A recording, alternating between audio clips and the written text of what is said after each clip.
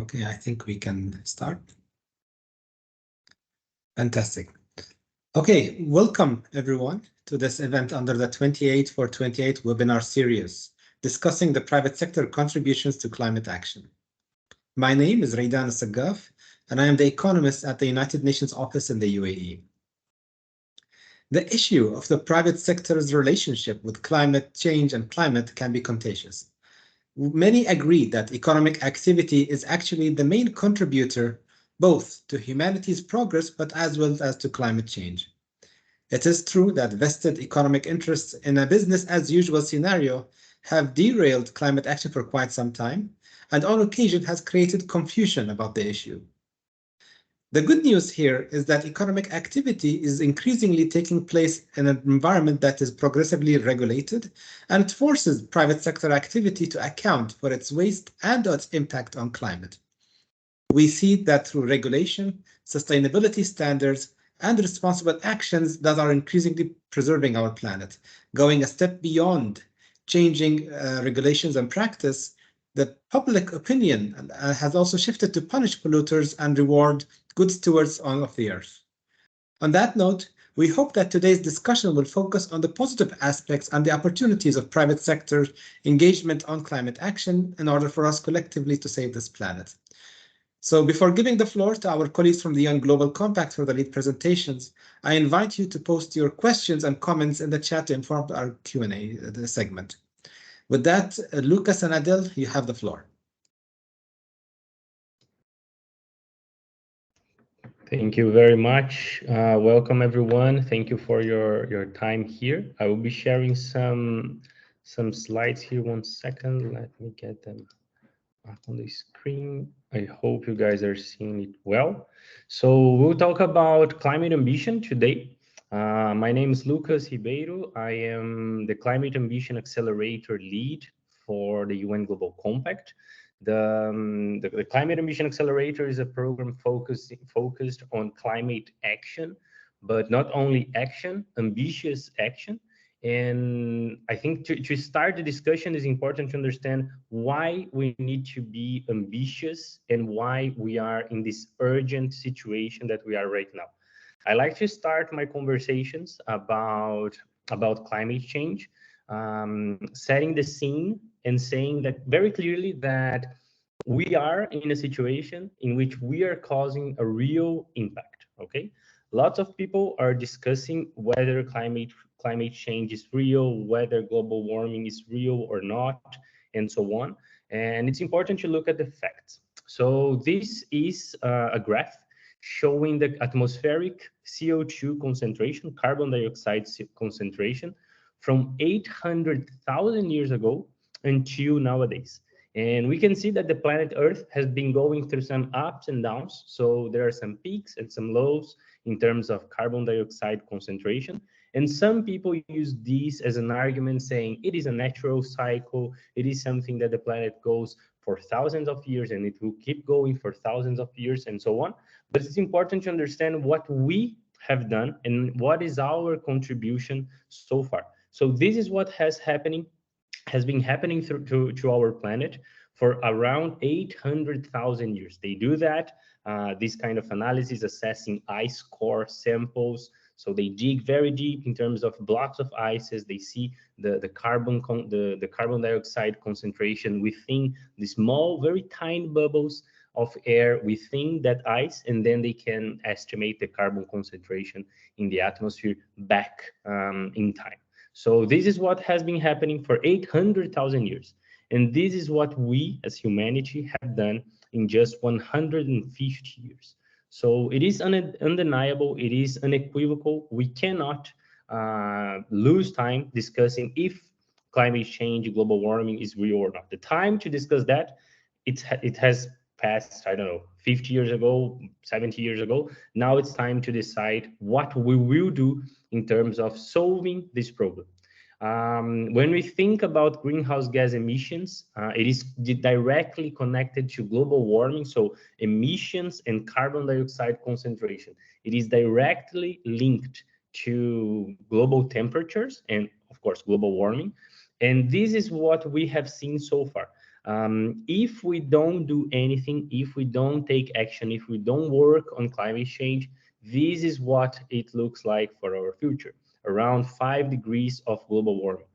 If we meet all our targets, if we comply to all our current policies, pledges, targets, everything that we have so far, if we achieve all our goals, we would still be looking to between something like 2.4 up to 3.1 degrees in terms of global warming. This is very dangerous. This may seem very small and just a very little temperature, but this is very, very serious for our natural systems.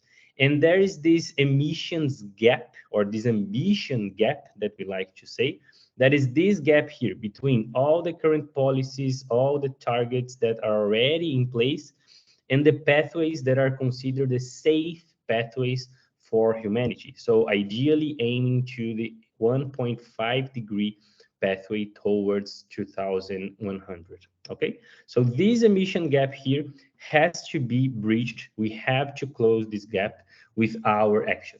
And this is where the Science-Based Targets Initiative gets into the scene. The Science-Based Targets Initiative is a partnership between CDP, the UN Global Compact, WRI, and WWF. The Science-Based Targets Initiative provides companies with a clearly defined pathway to reduce their emissions in line with what the science is saying. So we have all this information. We have many other information in terms of what the International Energy Agency, what are the sector perspectives, the different sectors perspectives in terms of growth and so on. So we have all the data, all the information available, and then the science-based targets translates all the science that is available to clearly defined pathways. So it will inform companies how much and how fast they need to reduce emissions if we want to achieve the Paris Agreement goals. Okay, the Science-Based Targets launched the corporate net zero standard in 2021, and right now, so a little bit less than 2 years after the launch, there are already more than 2,500 net zero commitments around the world. And today, over 6,300 companies representing around 1/3 of the global economy are setting science-based targets, are committing to the initiative. So we're taking action in terms of climate ambition. According to the 2021 progress report, 63% of companies with 1.5 degrees aligned, so targets aligned with this pathway towards 1.5 degree in terms of global warming, they were intending to cut emissions at rates higher than required by science, which means that it is possible. So we need to do, it is an urgent matter, and luckily it is possible, it is achievable, it is doable, but we need to take action right now, okay? Just some technical concepts and how the science-based targets work with all the information, all the data, and so on. So on the left-hand side here, we have the concentration of CO2, carbon dioxide, that I mentioned before. Pre-industrial level, so before the Industrial Revolution, those 150 years that I mentioned in my first slides, this is after the Industrial Revolution, when fossil fuel consumption and emissions started to peak. So before the Industrial Revolution, we had around 280 parts per million in terms of CO2 concentration in the atmosphere. Right now, we are at around 400, a little bit over 400 now parts per million. And then the main challenge is to limit this concentration by 2100 to avoid this dangerous global warming. And to do this, we have this kind of funny, but maybe not just nerdy analogy about the carbon budget. So we have to think about emissions considering all the historic cumulative emissions that we have been emitting so far. And then we think about this remaining carbon budget. The science-based targets reports, we share this whole carbon budget around the market, and then we allocate, we assign each company saying, hey, that's how much of the carbon budget you have enough to emit. So you need to reduce your emissions to be within this remaining carbon budget that we have. This is the whole idea. This is the very simplified version of what the science-based target does. When we talk about greenhouse gas emissions, it's important to understand that we are not talking about something that is far away, something that is very technical and this doesn't mean anything to me, this is not related to my company or something like that. Greenhouse gas emissions are divided between scope 1, scope 2, and scope 3. When we talk about scope 1, we are talking about our direct emissions. We're talking about our company facilities, our company owned vehicles, for example. So if you have a boiler, if you have air conditioning that is owned by your own organization, if your industrial process has some kind of industrial or chemical reaction that emits CO2 or other greenhouse gases and so on, these are all scope 1 emissions. So all activities that we are in control of. Okay. Scope 2 emissions are indirect emissions, and they are related from the purchase. They come from the purchase from electricity, heat, steam, water, and so on. So everything that we use to keep our organization running, these are indirect emissions. Why is it indirect emissions? Because someone had to go through a whole process to generate, for example, electricity, steam, heating services, cooling services, and so on. So they are emitting the CO2, these greenhouse gases, and then we are purchasing this product to keep our business running. So these are the indirect emissions. And then we have the scope 3 emissions that are everything else. So all the value chain. And when I say value chain, I'm talking about upstream activities, so supply chain activities, and also some downstream activities as well that pertains our clients and everything that happens after our organization works and processes and produces everything that we do. Okay, so this is a summary of greenhouse gas emissions. More technical concepts here, just to highlight. If you guys are already curious or have ever read about the science-based targets, we have two different ways of working in with emissions reduction targets. We have the absolute based approach and then the sector based approach. The absolute based approach, it is what we call sector agnostic. So it doesn't matter which sector you are, we will have an equal percentage of reduction based on those carbon budget scenarios that I talked a few slides ago. So this doesn't matter the sector, we will have, everybody has to reduce the same amount of emissions. When we look at the sector-based approach, we are talking about usually some high emitters, so high emitting sectors, and then we have specific sector reduction pathways for each one of these sectors. So which means that we need to look at what the sector should be doing, so the pathway that this sector should be pursuing, and then all the companies, they should be converging to this pathway, this ideal pathway of the sector. So when we talk about the absolute based approach, we are talking about a contraction in emissions. When we talk about sectoral decarbonization or sector-based approach, we are talking about convergence. So converging to the ideal pathway for that specific sector. Okay, the science-based targets has many materials that are available all for free. So please, if you didn't understand anything at all that I mentioned right now, don't worry, you will have access to all the materials of the science-based targets, and then you can learn more about that. This is just a very brief summary. So again, a very brief summary. When we talk about absolute based approach, we are being sector agnostic. We are contracting all the emissions from all companies, doesn't matter where they are. And of course, power generation sector, since there are some different specificities, some specific details for this sector, they cannot use this absolute based approach, but we have a sector based approach for this sector. Sector based approaches that are sector specific, that will look into emission intensity targets and will always aim to converging to the ideal pathway for that sector. Okay. When you are using the information that the tools, the materials that the science-based targets will provide you, what you will need in terms of information, data, to find out what is your science-based targets or what your science-based targets should look like. We will have some inputs from scenarios. So the science-based targets already compiles the left-hand side information here. So all the emissions projections, the activity projections, energy, carbon intensity for the sectors, for the whole planet, and so on. We have all the methods, the methodologies, and the calculation within already built in the SDA, the Science-Based Targets Sector Decarbonization Approach, SDA tool. And then you will need to get from your company the emissions in your base year, so the emissions from which you want to reduce emissions, the production volume that you are producing at that time, and then the growth projection for the target year. So with that information, and of course, your scope 1, 2, and 3 emissions, the emissions that you want to reduce, you will be able to set your science-based targets, okay?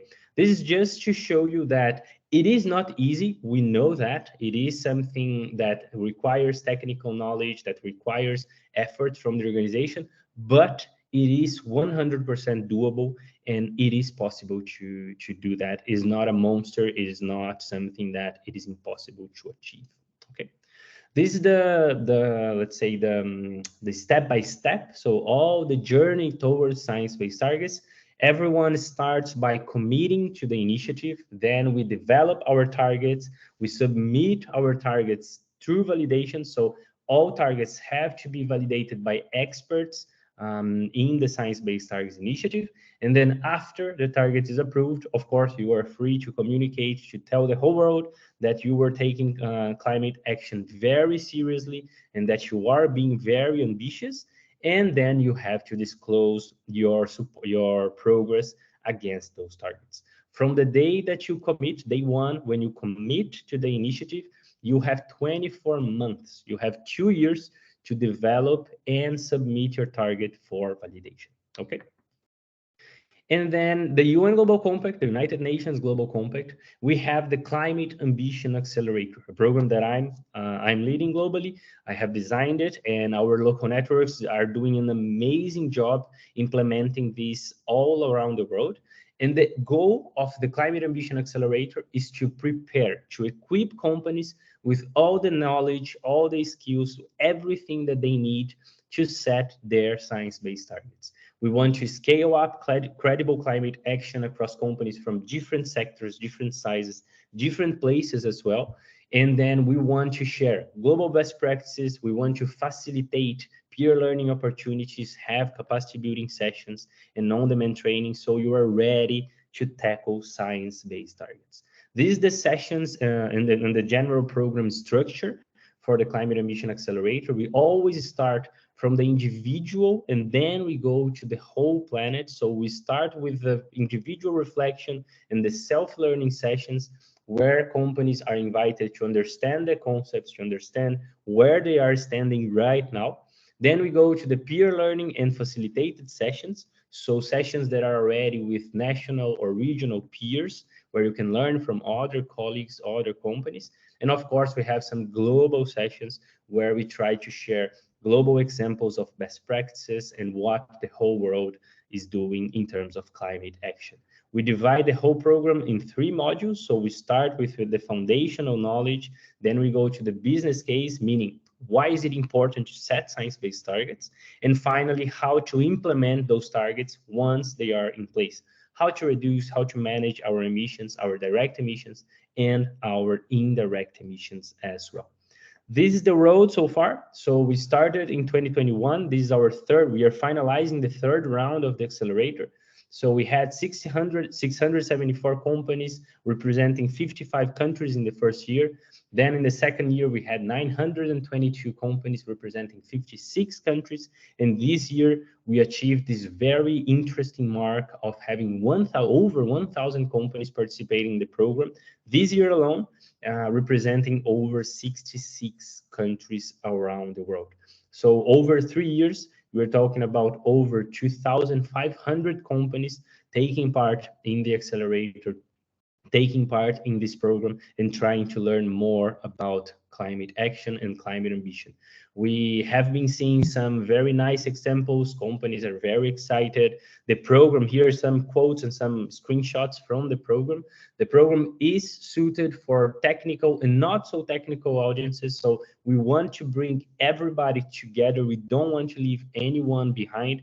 If companies don't know anything at all about greenhouse gas accounting, the accelerator is the place to be.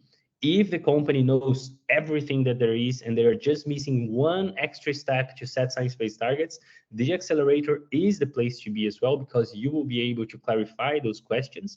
And of course, the program provides companies with these benchmarks, with these conversations, these opportunities to engage with peers, to inspire the internal teams, to inspire companies to take climate action, and of course, as the name says, to accelerate climate ambition within the different organizations. Okay. Thank you very much. I think that's what I wanted to share with you today. These are my information here. This is our website if you want to learn more about the Climate Ambition Accelerator and also about other accelerators that we have in other topics. Please feel free to have a look. And now I would like to invite my colleague Adele to share some insights about climate action in the region as well. Adele, over to you. Thank you very much, Lucas, and good afternoon, everyone. So my name is Adele, and I work for the UAE office of the United Nations Global Compact. I just want to provide a little bit of context and how we've contextualized the program in the UAE and what has been the engagement and the response to the program, but also the SBTI, specifically in the UAE. So for us in the UAE, it's the second year now that the local network is delivering the program. We've had across the 2 years over 40 participants. And as you can see, there's been a significant increase from 2022 to 2023. Also, to take a quick step back, in the UAE alone, we have over 200 participating companies of the UN Global Compact in the UAE, and then a few of them, of course, take part in climate ambition. So there's been an increase. The program has been well received. The UN Global Compact has run some surveys over the past few years, and one of the key challenge for companies in the UAE in the region is access to those type of platforms. They don't feel that they are ready to accelerate or even start their climate ambition journeys. So this program has been a key platform to really kickstart the work or help revise the timeline at which they reach a certain target, SBTI or not, a science-based target or not. Ideally, science-based target, but not always. And then also revise some of the strategies that they have put in place to achieve those targets. And then, of course, it really provides capacity building opportunities for companies to align with national context, such as the UAE Net Zero by 2050 strategic initiative. So we all know that there is a commitment from the UAE to reach net zero by 2050. And we cannot do it without the private sector. And so the program has been extremely key to contribute and support this initiative from the private sector side. Now, from a science-based target initiative perspective, so I think, if not mistaken, across the globe, we have over 5,000 companies, Lucas. Only a few of them are based in the Middle East. I think over 20 in the Middle East, and most of them are actually based in the UAE. So as you can see, we have in the UAE 18 companies that are SBTI committed, and most of them are UN Global Compact participating organization, which is of course great to see. It's not a correlation, but of course there is a meaning behind it. And then a bit less than half of them have near-term targets validated, and only one has a long-term target validated. So all that to say that, of course, this increase over the years, and even with the SBTI, I think at the beginning of the year, we only had probably 2 companies that were SBTI committed, now 18. Same with the engagement with climate ambition. So of course, this is symptomatic probably of COP28 being hosted in just a few weeks. And also the enabling environment that is growing here in the UAE, but we just have to make sure that the momentum continues post COP28, right? And actually not even continues, but accelerates. So we are excited to continue providing and delivering this program in the UAE, and I hope to enroll more companies across this platform. Now, in terms of opportunities and challenges that are specific to the UAE that gets companies to join those type of programs? Well, as mentioned, first of all, there is an enabling environment from the UAE that is essentially growing through the the Net Zero by 2050 strategic initiative. The Ministry of Climate Change and Environment has also launched its UAE Climate Responsible Companies Pledge, which also gets companies to commit to net zero. And then we really see climate ambition as one of the key platforms to help companies align with this pledge. Then, of course, increased number of companies engaging with climate ambition and SBTi also means increased cross-company benchmarking opportunities. So now there's a growing number of examples that you can use and look at and even benchmark in the UAE. And then, of course, the business case that we all know, saving money, spurring innovation and competitiveness, boosting investor confidence, and so on. So I don't need to go through all of those. And then, of course, there are challenges that we try to bridge gaps with regards to those identified challenges that we have identified from surveys, but also conversations on the ground with companies here engaging with us in the UAE. The first one is data collection, especially for Scope 3 emissions. There's also a challenge when it comes to Scope 3 data accuracy, because the value chain is probably not always up to speed. And there is not a lack of trust, but probably a lack of accuracy sometimes with regards to the data that companies collect. Also, in terms of internal buy-in, the top management is not always on board. And actually, climate ambition, as Lucas mentioned, has one module that really looks at the business case and can really help you translate those benefits from a business perspective. There's also a lack of incentives mechanism, lack of regulation, and then a lack of industry-specific standards. So those are the opportunities and challenges that we have identified. And then at the UAE level, we really wanted to go a bit further. Climate Ambition is a 6-month program. We wanted to continue the work of Climate Ambition, have some sort of legacy. And in order to really leverage on those opportunities, but bridge those gaps as well, we have launched our Climate Action Task Force. Lucas, if you don't mind going to the next slide, please. So we have launched our Climate Action Task Force, which again really aims to bridge those gaps and leverage opportunities through knowledge sharing opportunities. So Climate Ambition, as Lucas mentioned, it's really a capacity building and knowledge exchange platform.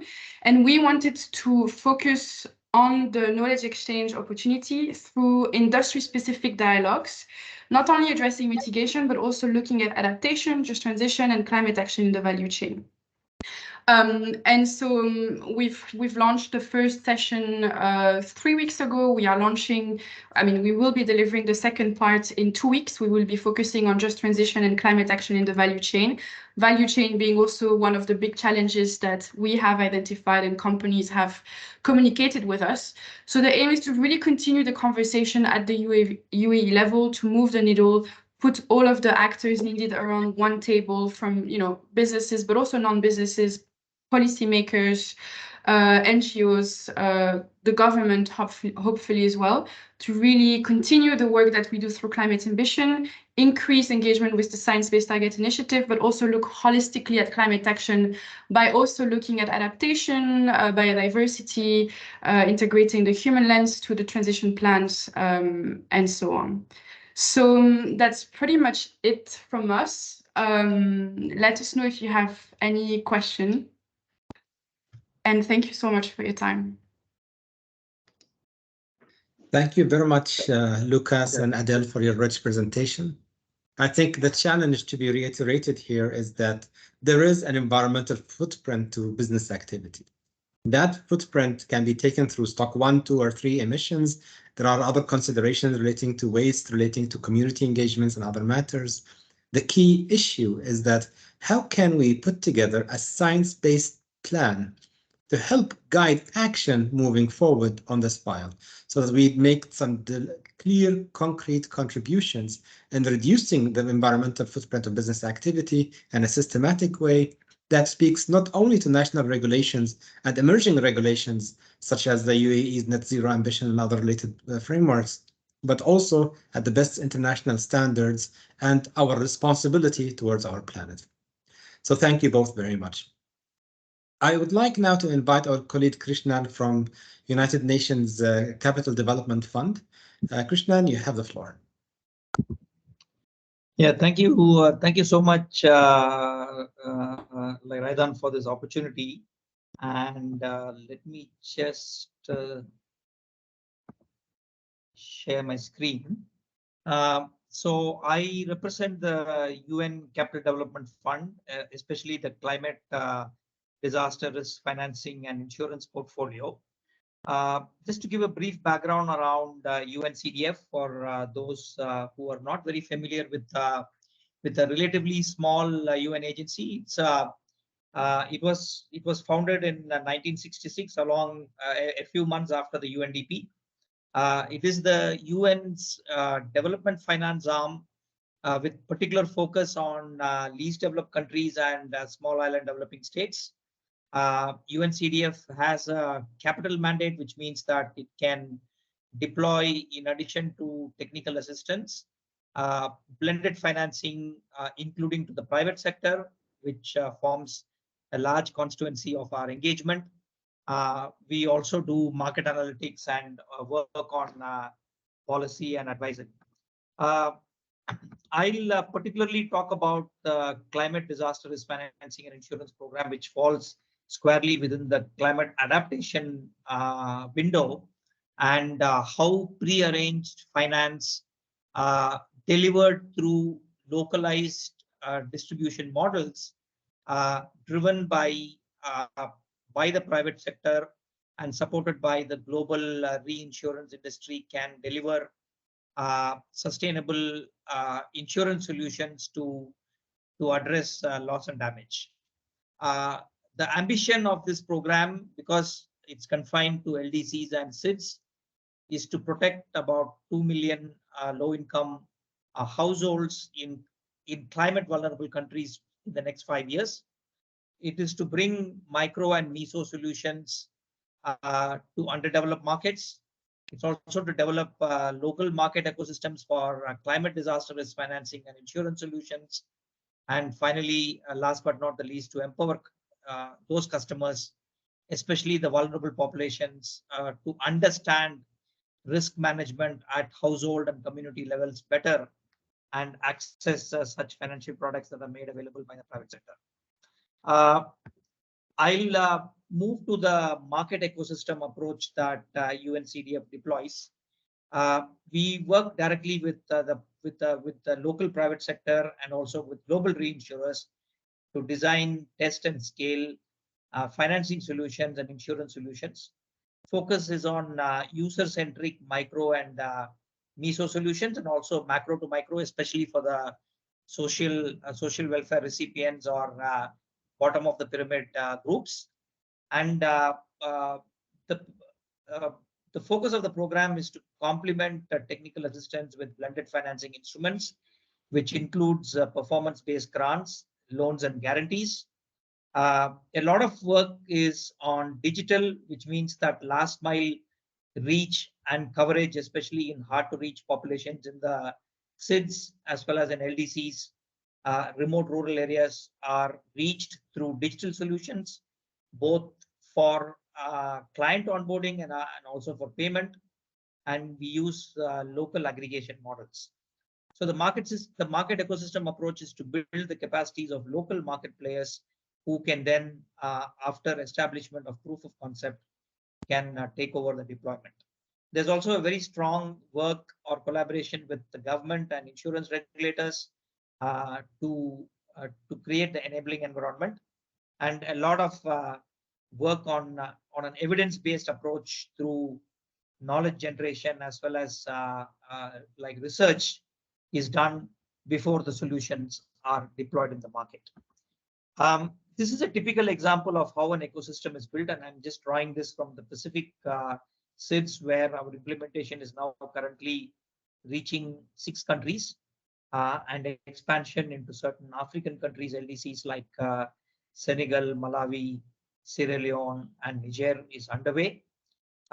So a typical ecosystem will look like this. So UNCDF works with all these players, be it government agencies, payment service providers, insurtech partners, risk modeling agencies, local insurance providers, global reinsurers, then various agriculture cooperatives, and other UN agencies, importantly, We have engagement with the UNU, the UN University based in Bonn for research and evidence, with the UN Office for Disaster Risk Reduction, with UN Women, with World Food Program, etc.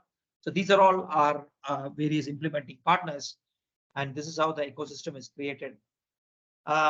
The common perils or hazards that are looked into are tropical cyclones, which are associated with high speed wind speed, cyclonic storms, droughts, and flood cover. And recently we have started work on certain geohazards as well, which are not linked to climate, but which do cause like quite some damage. So I'll particularly talk about the blended financing and an engagement with the private sector. So there are, this is a financing facility for loss and damage solutions.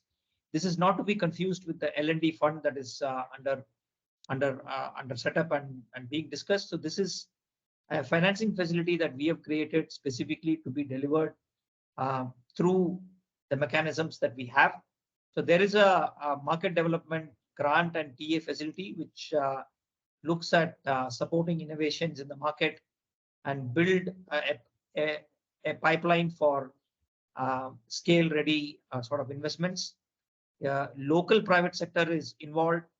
Startups is also the focus, and also public financial institutions like development banks, local development banks, and also community-based organizations, especially member-based organizations, cooperatives, women-led market vendor associations, etc. So a combination of technical assistance and the performance-based grants through a competitive process of selection is provided. Then these grants or these technical assistance is usually to establish proof of concept, is to de-risk some of the investments that the private sector has to make, and it should support greenfield or very early stage sort of investments. And the ticket sizes can range from say $20,000 to about $500,000. So this is typically can be made in local currency as well. Then we have something called the bridge facility, which is basically for loans. And this is after a cycle or two of technical assistance and grants, and when the institution is ready for absorbing other capital, and that's when we deploy the bridge facility, which is an on balance sheet lending platform that we have. And here the typical size of the deals range between $100,000 to $2 million.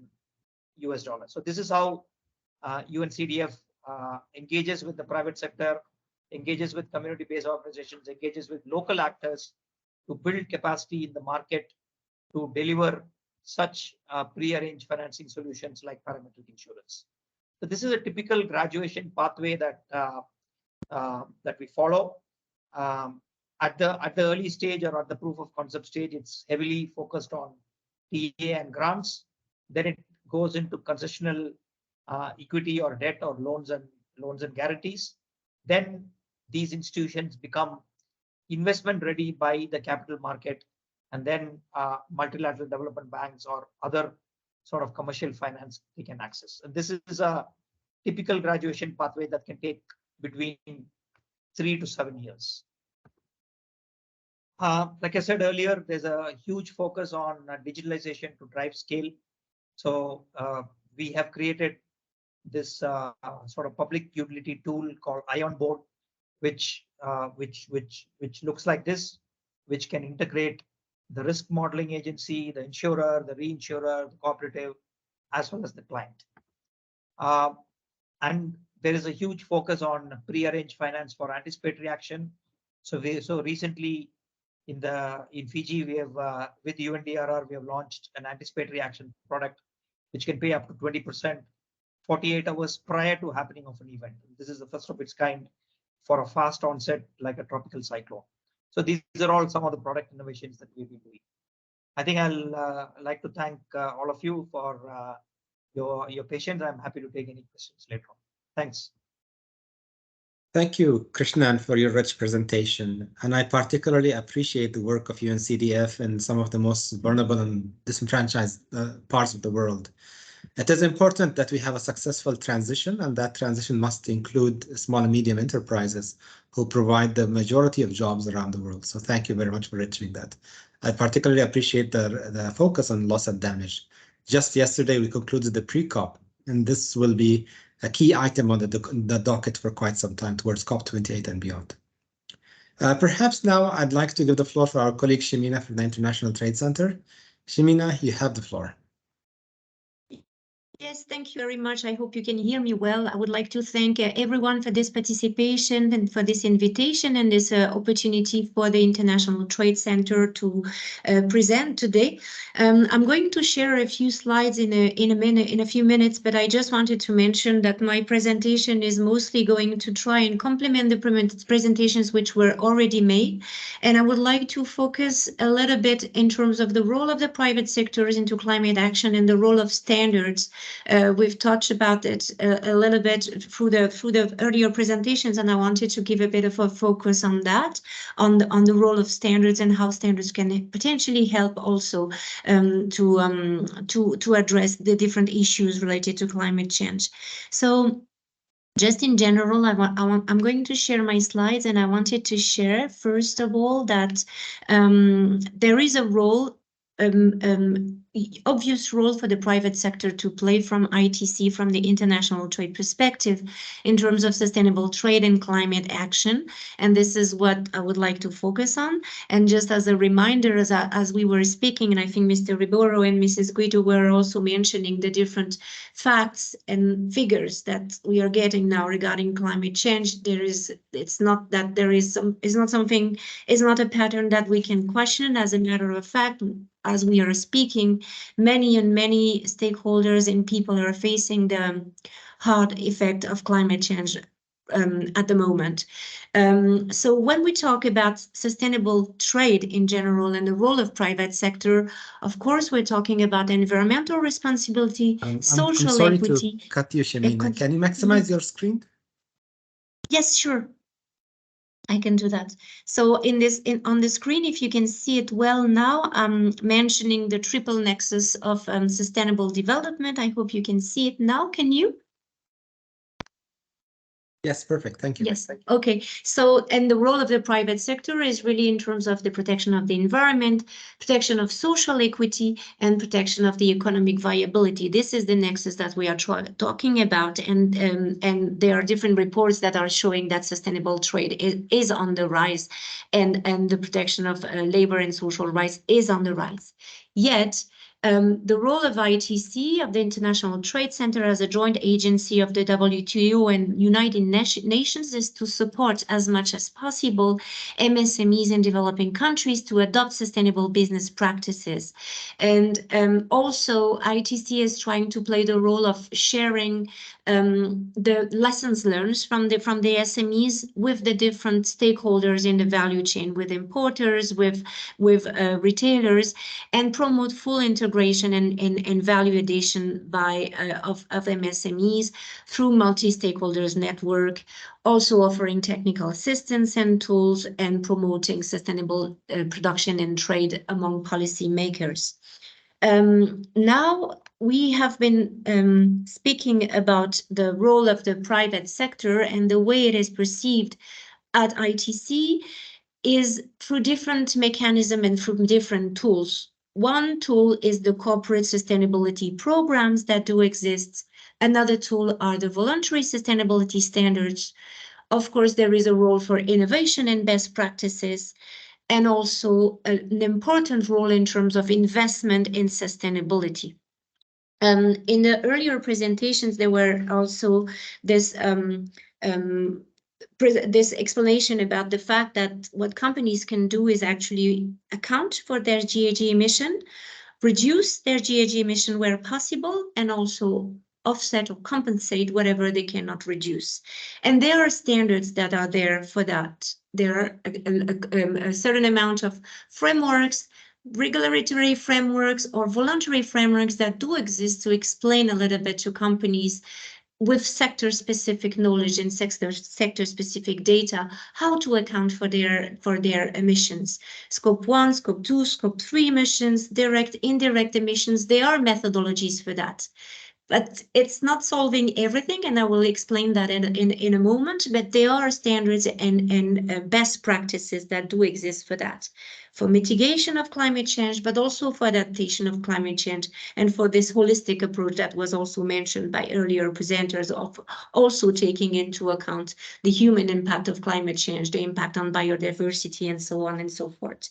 So voluntary sustainability standards are there also to creating, to promoting also guidelines and certifications, also sometimes in certain cases, to really verify and sometimes even certify the different methodology for carbon accounting and carbon reduction. If we take a few examples of those innovations and those initiatives that are driven by the private sector, if we do a bit of focus in the UAE country, there are a couple of initiatives that do exist there. I'm not going to detail them all, but if we take the example of Dubai Carbon, for instance, this is a center of excellence that give companies and provide companies with methodologies actually for accounting for their GHG emissions, and also for promoting actually best practices and peer learnings between companies and between sectors, even in terms of GHG emission reductions. So there are also a lot of benchmarking. There are standards and benchmarking tools that are being developed, innovative benchmarking tools that are being developed to help actually private companies to communicate how they do their methodology in terms of carbon and GHG accounting, but also communicate on how to alleviate and to reduce actually their impacts. So those initiatives are there and can be also tapped on in terms of knowledge and in terms of expertise. But I also wanted to mention that those standards, a lot of standards do exist. Some are there are very sector specific. Some others would be also sector agnostic, so to speak, to take also words which were mentioned in earlier presentations. They will be a bit holistic, cross sector. But what we observe at the International Trade Center is that the number of sustainability standards are on the rise. And it has been a tendency that we have seen evolving even over the last decade or last decades, so to speak. Also probably for a good reason, because there are different niche and different sectors and different specificities that those standards have, but yet they are on the rise and they are developing. So what ITC is trying to do is has developed a map called the standards map, to which I would like to invite also the participants to connect and to see the different type of standards and what they cover and what they don't cover. So it's a global public good, it's publicly available for different stakeholders, it's really used by SMEs, but also used by importers, by retailers, by policymakers to navigate a little bit the amount and the role of different standards and certifications, and especially if we talk about GHG accounting, GHG reduction methodologies, climate change adaptation, we observe different type of approaches and different type of methodologies, and this is where sometimes private companies can be a bit overwhelmed by the amount of standards and wondering which one to use and which one has an international recognition. So the standards map would give a bit of an overview on that, with an overview on those standards that do specialized and what type of methodology they use and what type of approaches they use that can be useful for companies. So this is also an invitation to go there and to tap knowledge from there. But what is key from our observation in terms of sustainability initiative is that the impact on the market and the environment can be quite real, quite tangible when it does happen. Sustainability sustainable trade bring positive impacts on global markets. It attracts investors, it attracts competitiveness, it attracts consumer trust. I'm also mentioning that because I think I saw somewhere also in the Q&A a question about the financial incentive for developing climate action or sustainable action. And the financial incentive might not be immediately market, but might be more middle term or even long term. But there is an impact that we foresee and that we see in terms of market access and also building trust among more and more demanding consumers, and also in terms of market growth, but also in terms of emission reductions and preservation of biodiversity, conservation of resources, reduction of waste, a reduction of footprint. All of that with adequate methodology can thrive and can bring impacts. We've been observing, for instance, in terms of sustainability standards, the idea and the criteria and standards of decoupling as much as possible financial performance and non-financial performance and environmental performance, or making a list for a company of what are the areas where the company is highly dependent on nature. The concept of dependency on nature and the dependency on climate patterns is something that is not perhaps totally coming into regulatory frameworks yet, although it is coming also, and if we talk about the Paris Agreement or the due diligence regulations, for instance, but there are methodologies there to help actually companies to list all of their dependencies and all of the impact that climate change does have and can have for the future sustainability. So in a nutshell, I would say that the key takeaways from this presentation would be really the fact that the private sector is playing a crucial role in terms of pivoting and taking action regarding climate change. There are some positive global impacts. There are some environmental benefits. There are benefits also in terms of stakeholder collaboration, collaboration with multi-stakeholder initiatives, with free competitive platforms as well. But it is really a matter of long-term viability and long-term sustainability, because as the figures was showing at the beginning of this session in this presentation, it's really a massive issue that is striking not only all private companies around the world, but all different communities everywhere. So this is also a call for action and a call for to get to collective also action to take the lead into those issues.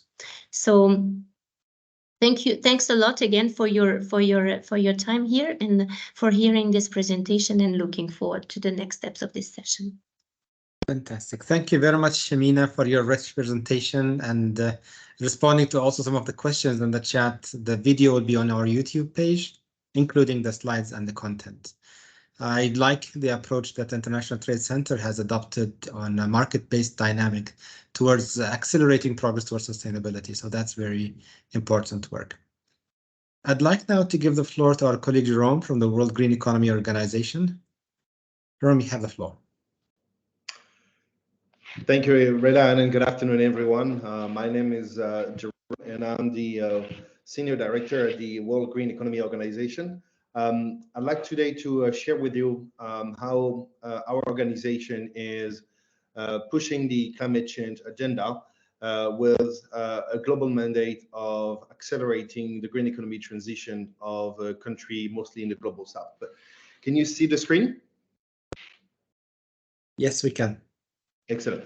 So let me start by giving you some context about our organization. The World Green Economy Organization concept started in 2012 at the Rio Plus 2020, during which the international community at the United Nations recognized the critical role of the private sector to accelerate green economy transition and tackle the issue of climate change, and later on the role that the green economy plays in achieving the Sustainable Development Goals. And so right after the Paris Agreement, the World Green Economy Organization was established by His Highness Sheikh Mohammed bin Rashid Al Maktoum, the Prime Minister and Vice President of the UAE and ruler of Dubai, in partnership with the United Nations, with a mission to promote the widespread adoption of green economy principles and practices, but as a key global mandate to enable and implement and finance bankable green projects. We use mostly private finance to facilitate the implementation of those projects. We are a non-profit international organization, membership-based, and so we offer to private companies, but as well as state members, a series of programs on advocacy support, promoting green investment, policy development, capacity building, as well as scaling up innovation and technology transfer. We have 7 platforms, which are our key avenues of collaboration with the stakeholders in the green economy. And so you can see here that the private sector is represented under various, I would say, two platforms, whether it's the private sector or the financial sector. We work with a private financial institution.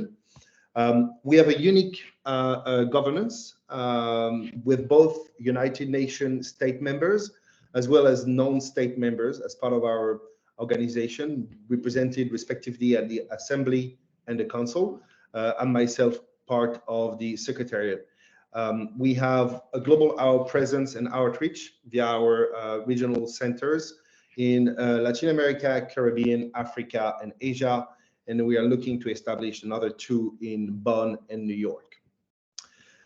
We have several strategic partnerships. These are some of the main ones with the UNFCCC. We have a partnership with the custodian of the COP28 negotiation.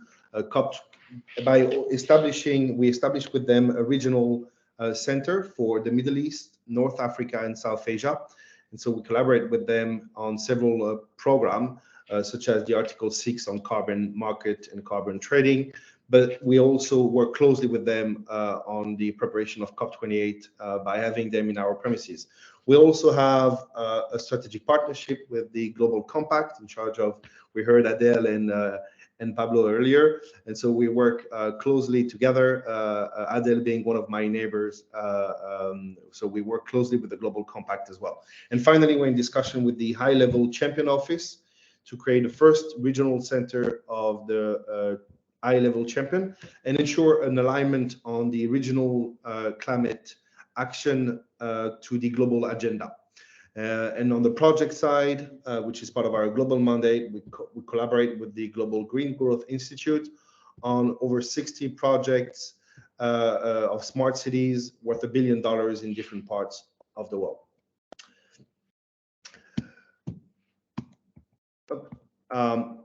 We recently launched an initiative which I think constitutes the backbone of our organization and will help the private sector to contribute to the climate change and climate action. The Global Alliance on Green Economy was launched last year at our annual flagship event, the World Green Economy Summit, and is spearheaded by the UAE government and implemented by the World Green Economy Organization. In less than a year, we have 83 ministers of climate change, environment, and energy, mostly from the Global South, who have joined the organization with the aim to accelerate their green economy transition by implementing sustainable infrastructure projects, renewable energy project, and nature conservation project. And so we provide them with a set of programs on technical and financial assistance, as well as capacity building to support them with their green economy transition. And finally, our green economy is our portfolio of product and services and the 4 pillars in capacity building, standards and certificate, tools and resources, and networking and matchmaking. And a quick word on the last one for the audience here today. I'd like to invite you on the 28-29 of November at Madinah Jumeirah in Dubai. If you are there, we organized the 9th edition of our World Green Economy Summit. It's a 2-day event that brings thousands of participants from 50 countries. It's one day before COP. We're going to have the participation of head of states and ministers with public-private panel discussions and solution-oriented discussions. And finally, for COP28, being a UNFCCC UN-accredited organization, we have a pavilion in the Blue Zone with a quite comprehensive and holistic program of activities. And so we also invite the private sector who have a strong agenda to climate change to reach out to us if they're interested to contribute to this important event. I'm going to pause here for any question. Thank you very much. Thank you very much, Jerome, for your intervention. And I really enjoyed working with the World Green Economy Organization, our partners. It's a viable example to show that sustainability can be green and can be profitable. And therefore, it could be the new way of doing work towards Agenda 2030, 2050, and beyond. I noted on the chat there was one sole question. It's a question about financing. And I think perhaps this could be a good starting point to have a bit of a collective discussion among the panelists on that. And I note also Krishnan had to leave for another engagement.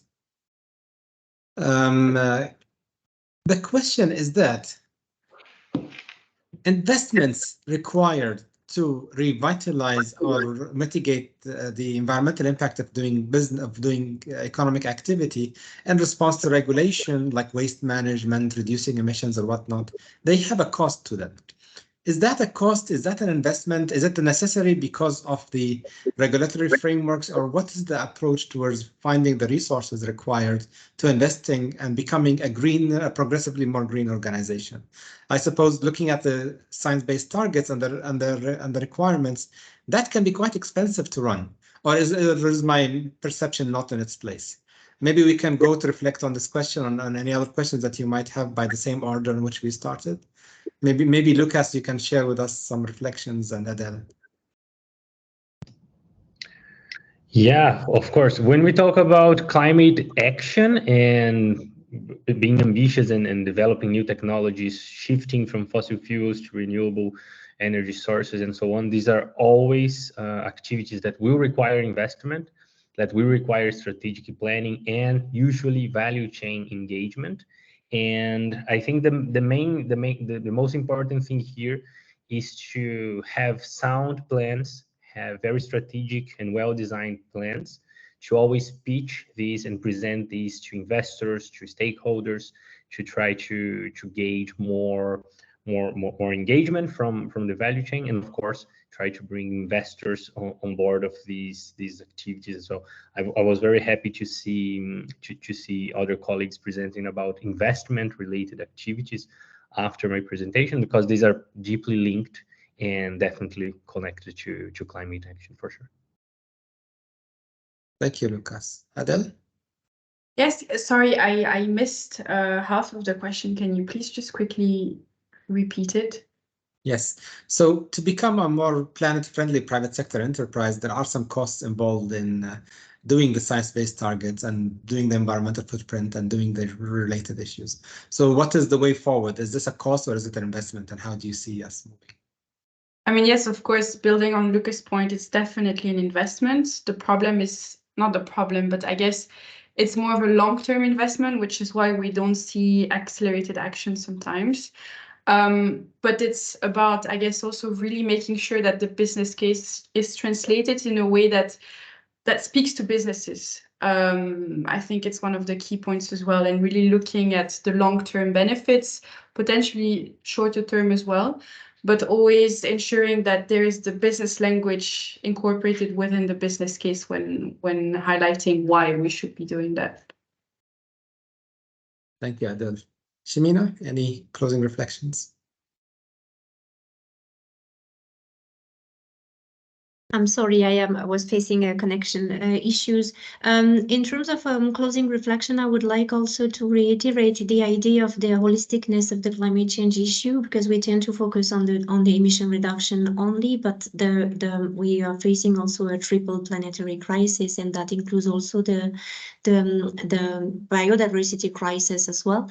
And that's why also I had mentioned also the existence of the different frameworks and benchmarking, which help also each company working in different sectors and facing different realities in different parts of the world to have also the access to those guidances and frameworks on how to address their issue into a sort of holistic way and adapted way to their specificity and the role that they play also in the different supply chains. Fantastic. Thank you, Shimina. You also touched on this issue on your presentation, that the big chunk, actually the majority of economic activity, has to do with biodiversity, with natural resources. So that's a very valid point. It's actually a very nice way to introduce our next webinar next week, which will discuss the issue of biodiversity and how do we link climate change with biodiversity preservation. And my colleague Soraya posted the registration link in the chat for colleagues interested. With that, I'd like to thank you all very much for joining us in this panel. I know that also Jimri had to leave our session due to other commitments. I hope this was a useful engagement, and I look forward for your participation now in our future webinars next week on biodiversity and beyond. Thank you all very much and take care. Bye-bye. Thank you so much.